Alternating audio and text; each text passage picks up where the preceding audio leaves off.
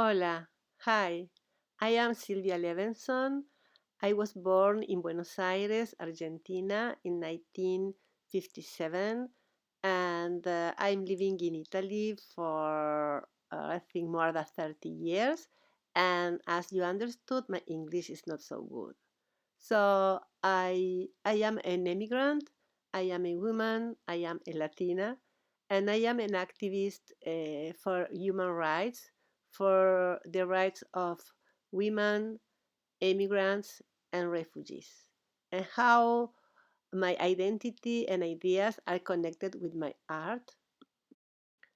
As an artist, I translate in my work what I feel, what I think, and what I see. And unhappily, I think that art in itself never will change the world. But as David Lynch said, art can change ourselves. And maybe this is the first step. So, what happened in those years in Argentina was so difficult for me as for the most part of Argentinians. That changed the perception that I have from my life, and in the sense that I feel like now I feel like a survivor. I survived to 30,000 people who was killed during the dictatorship, and some of them were my friends, my neighbors, my colleagues, my relatives. And so the mothers of Plaza de Mayo, they start for looking for the people who disappeared and also for the grandchildren that we are not able to find. Those years, I was 19 years old and I had Natalia, my daughter, that she had the same age of those kids who was born during the captivity of mothers, and the strategy of military was to kill the mothers and to keep the babies, and after gave the babies in illegal adoption to other families. So the grandmothers of Plaza de Mayo, they were looking for them. They become like detectives, and at the end they have a number of the kids that they were looking for, that the number was 500. I wanted to make something with that. I mean, the mothers organized also a DNA bank in order to help the kids to recover their own identity, and they were able to recover the identity at the end of all this project of 130 people.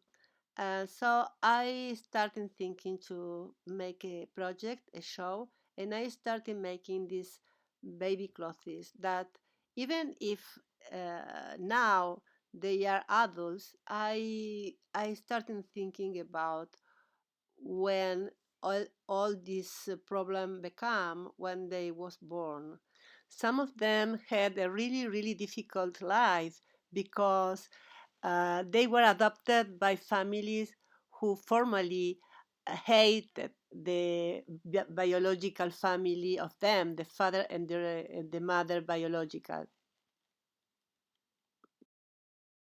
So I started with my show in Buenos Aires, and after the show went to Washington to the Katzen Museum, and I wanted to start with this part of the history that was positive. That means with the numbers of baby clothes that they recovered their own identity. The show went to Paris, went to Riga, Barcelona, Tallinn, and also to Murano, to Altare in always in Italy, and after came back to Portland in Oregon, and always in all the shows were different because the places were different, the installation, and also we try always to make some uh, um, works with kids and to speak about that. So the last show was made 2 years ago in the Santo Domingo Museum of the Memory. So my work was focused in the emptiness, in the space and the absence of the body, and the emptiness, empty space that those people live in our society.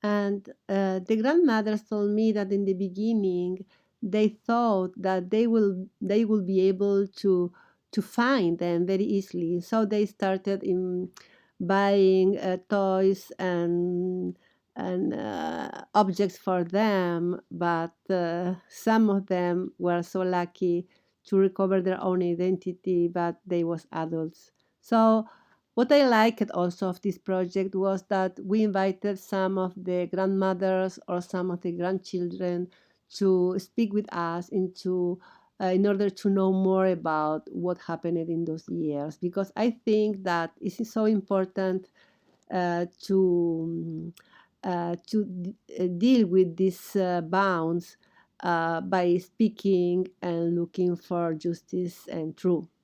And so for me, it was like also political work, because I was always making relationships with the young people who used to ask me about their own identity, and I tried to put them in contact with this DNA bank in Buenos Aires.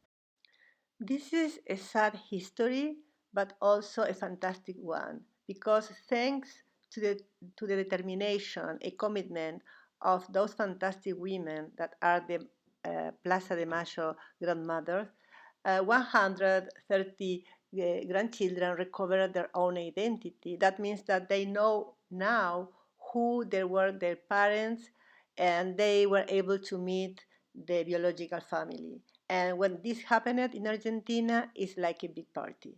And really, for me, it was a fantastic experience to meet the grandmothers, because I learned a lot from them, from the vision they have about life and the future.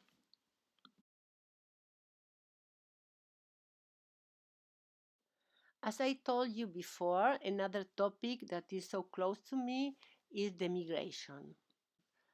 In 2001, we had a lot of immigrants from Albany, and it was incredible because the distance between Albany and Italy is so short.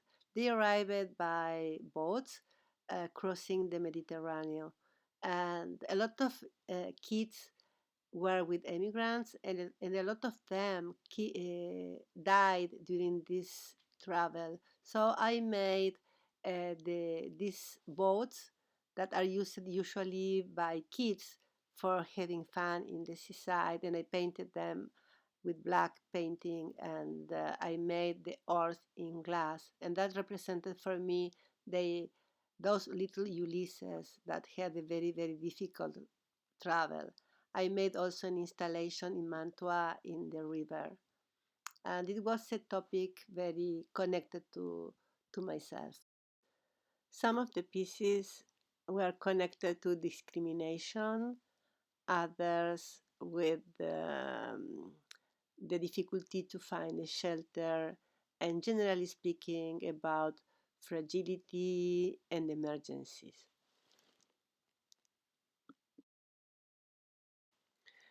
In 2015, I was invited by a Berlin Glass to have a residency in their place. That it was fantastic for me because we made the molds, and after the artists, the blowers, blow into my molds.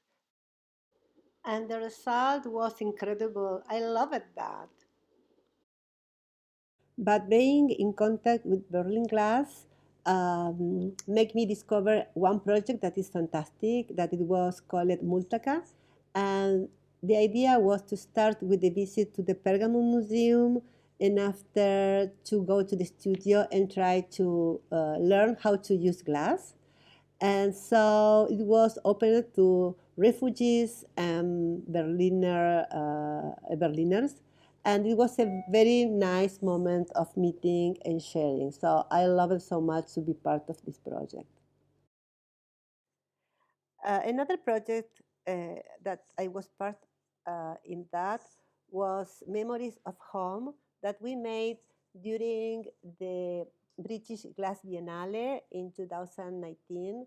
The idea was to invite refugees who arrived to UK uh, to starting working with glass. So the most part of them came from countries where glass was born. And so the idea was that if we can use glass in our houses and protect ourselves from that, is because we were able to share information and the technology was able to travel. So the idea was to speak about that and to invite those refugees to give us their memories of their homes and making an installation.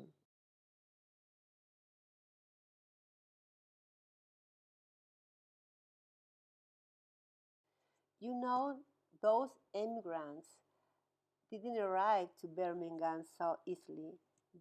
Some of them had to go across Africa, arriving to Europe, go across Europe to arrive to UK. So it was a very long travel, and some of them you was able to understand they suffered so much for that. But in the other hand, they were so enthusiastic about working with the new material. So it was fantastic to see how they wanted to communicate their own idea of home, and some of them were really good in making that. So I hope they will be able to go on. And so that it was my experience with the refugees uh, 2 years ago.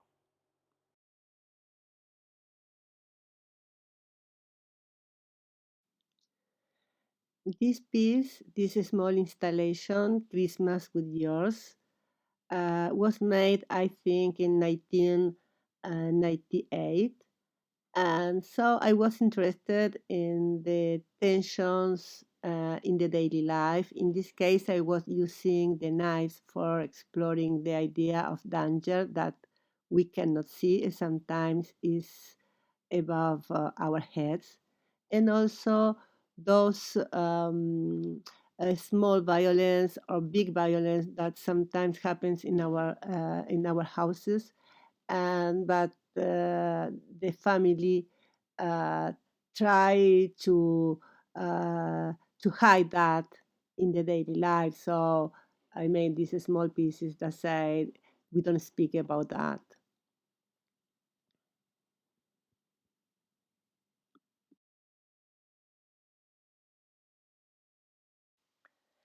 In the Cinderella's fairy tale, um, the imaginated girl solved all her problems thanks to the marriage with the prince.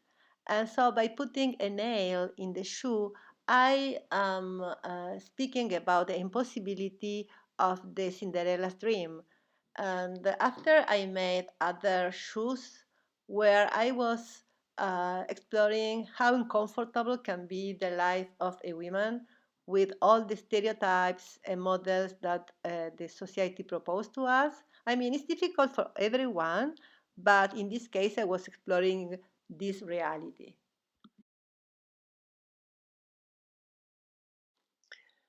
In 2005, a friend of mine, uh, she finished in the hospital because she suffered violence made by her boyfriend.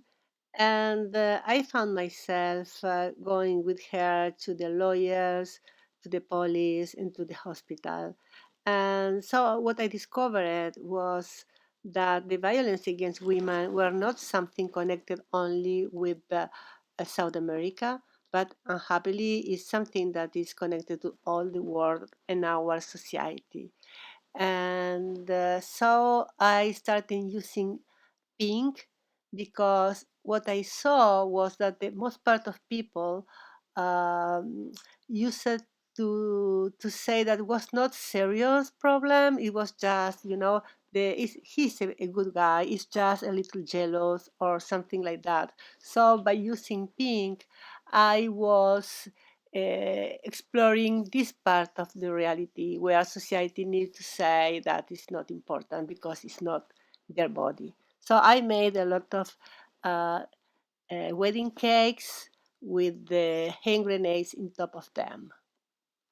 For sure, I don't have anything against the marriage itself, but again, against these crimes that are made in the name of love, and the most part of the violence against women are made by people who was the partner or ex-partner or part of the family. So I was exploring this reality that has the result of 50,000 women killed in the world every year. On the other hand, I'm fascinated by the new feminist movement, especially that came from South America, from Argentina, that is so inclusive and actually is changing the reality of those countries. So last year we made a show with Natalia Saurin, that she's my daughter, and where it was like a homage to the movement Ni Una Menos, that means no one less. And so we developed other conferences and situations where we try to make people sensible about that. And some of the works were made in glass, some in we show some videos too, and we had also this installation with the dishes where we reported some of the sentences that people use for banalizing or the violence against women. And because of the lockdown, we had to make a show in the Palazzo Reale, but it was not possible, so we made these photos in front of the Cathedral of Milan. In the meantime, my hand grenade became bigger and bigger. Now it's 7 kilos of love, and it's like an icon and a symbol for a war that is making in the name of love. During the lockdown, the situation was even worse because the women and girls was obliged to live 20 hours on 20 hours with the aggressor. So I was so happy of being part of this project with the Gallery Zion from Biella and the association Non Sei Sola, that means you are not alone, who works against the violence against women.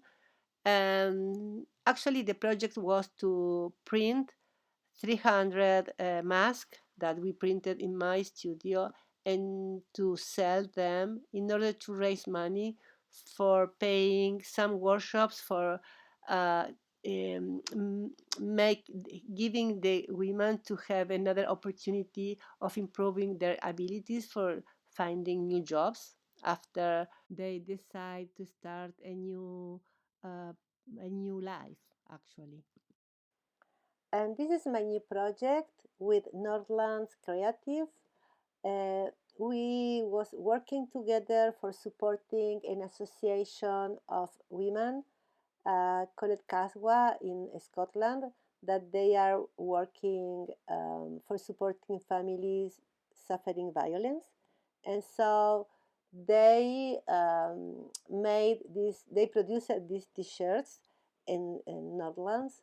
And so if you want to support this cause, you can go to Northlands Creative or Sylvia Levinson in Instagram in order to buy this t-shirt and supporting this association. And I love to be part of this fantastic uh, project.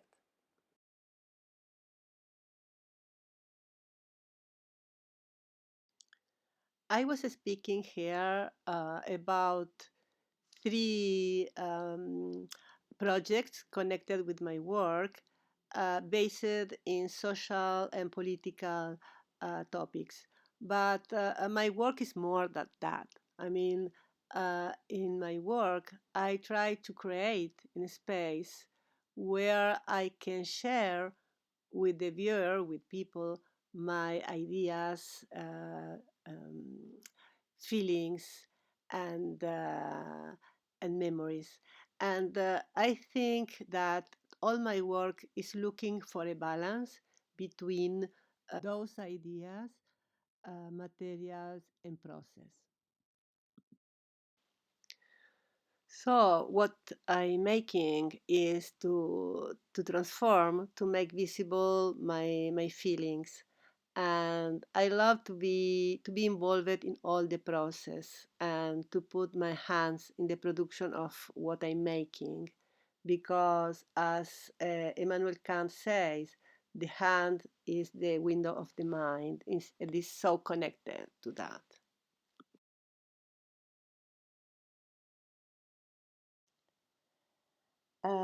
Teaching is part of my practice as an artist. I love teaching because I think that it's a way of sharing a mental space and also to know other ways of looking and see. And I think this is so challenging for all of us. I I enjoy so much not only teaching itself, but the fact of sharing and meeting people with different visions. I think that in this time of pandemia that is so strange, we understood how important is our commitment for making art, for making what we love, because in those days we were able to survive because we had books for reading and music and movies that we were able to watch on our computers or televisions, and we were able also to see a lot of art online. So that is, I think, something that we learn. And another aspect that I learned is how I miss the community. And I think the glass community is so important for all of us. And this conference, I think, is so important because we are being in contact for changing our life. And glass community rocks. Thank you so much.